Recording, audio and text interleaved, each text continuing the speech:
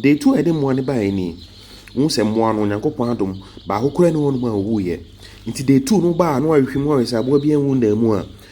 De wo sa hwe na obi a ye okay bi nwu ya. Na wayi nsuo na firim. Na akoma mu nsuo no fresh water de bia. De bia mo fresh water de bia mo nsuo foforo. Nti wo bayi nsuo na esim dada no yi firim. De bia yi nsuo ni firim na mo nsuo foforo. Na me sai ka kire wo ba e ha ohuru mu ye. Ohuru eyini mu no rubber na ode ma mo no ohuru mu ye. Second day ni mo vitamins for 2-3 ye mo vitamins and multivitamin ye kind of vitamins so mo vitamins na be go first bone no sa second bone na sa the vitamins ni be go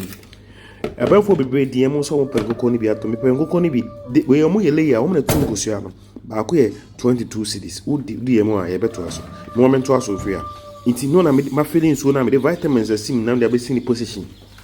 masafa ba ko no na me de so masako gu nso agum na makai se me de vitamins be den ebegum de enti de vitamins ne ma mo ne se e ma mo ne didi e mo no mu nto e bo mo didi kama nti vitamins no e na me de den egum no me wi a ma huhuru mu kai ma huhuru mu ma fele ma na hema na masade akwa akokosim udu on ma hwehwe bo ne mu nyina na me kichi se bo na bobo ne bi ewun da mu no sa hwe mo ne nyina baako ahwede ogina ho a wa bote wa soro ha uwi ha no wasa video baabi aduane ni bia fa aduane gu baabi aduane ni bia fa aduane gu fele aduane ne ma na nyama because o ma ba yo mu de bia o mu nyini 3 seconds bia o mu nyini itimiki show se wo be video mu kama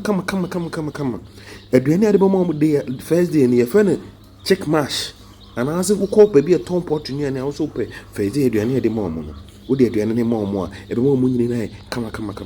me da wase bebre